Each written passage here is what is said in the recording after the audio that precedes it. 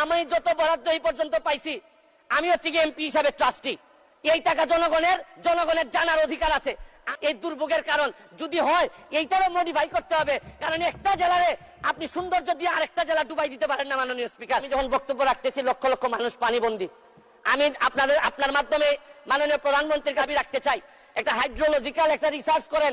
আমাদের এই পানি আগে কখনো বন্যা হইতো না, এইরকম 22-এর বন্যা 24-এ বন্যা, আমরা একেবারে দেবে গেছি পানির নিচে। মাননীয় স্পিকার, এইটা জানা দরকার যে আমাদের এই ভারত থেকে আসা পানি কোথায় কোথায় বাধা পড়ে, এইটা দেখতে হবে। মাননীয় স্পিকার, অনেকে সন্দেহ করে মিঠামইনের রাস্তাও আমাদের এই দুর্ভোগের কারণ যদি হয় এইটারও মডিফাই করতে হবে, কারণ একটা জেলারে আপনি সৌন্দর্য দিয়ে আরেকটা জেলা ডুবাই দিতে পারেন না। মাননীয় স্পিকার, আমি হাইড্রোলজিক্যাল স্টাডি এবং এই স্টাডির ফলাফল আমাদের সামনে নিয়ে আসার জন্য দাবি জানাচ্ছি। মাননীয় স্পিকার, মাননীয় স্পিকার, একজন সংসদ সদস্য আমার ব্যাপারে অভিযোগ তুলছেন যে আমি যে বরাদ্দ পাই এইটা ফেসবুকে দিয়ে দিছি।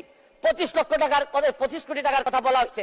আমি বরাদ্দ মাননীয় সদস্য, যে আমি যত বরাদ্দ এই পর্যন্ত পাইছি, আমি হচ্ছে কি এমপি হিসাবে ট্রাস্টি।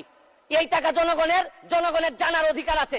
আমি ফেসবুকে দিয়েছি, হয়তো প্রকল্পের জায়গায় টাকা বলছি, কিন্তু টাকার মধ্যে কোনো ব্যবধান ছিল না, কারণ নতুন জেনারেশন আপনি যা বরাদ্দ পাবেন তা জানতে চায়। এবং আমি বিশ্বাস করি বঙ্গবন্ধুর আদর্শের সৈনিক হিসাবে আমি এই ট্রান্সপারেন্সি আমার মধ্যে এটা থাকতে হবে, এবং আমি এই কথা বলি আমি আমার এলাকার এমপি হয়েছি।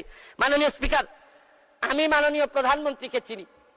আমার একটা বিশ্বাস, সব দুর্যোগের মধ্যে উনি আমাদেরকে পার করাবেন, কারণ আমাদের মাননীয় প্রধানমন্ত্রী বঙ্গবন্ধু কন্যা, উনি এমন এক পাখি যিনি ডালের উপর বসেন ঠিকই, কিন্তু তার ভরসা ডালের উপর না, তার ভরসা পাখার উপর। কারণ বিশ্ব ব্যাংকও ভাবছিল যে ডাল ভেঙে উনি পড়ে যাবেন, পদ্মা সেতু বানাইতে পারবেন না, কিন্তু ঠিকই ডাল ভাঙার কারণে পড়েন নাই, নিজের পাখা দিয়ে ঠিকই বিশ্ব ব্যাংকে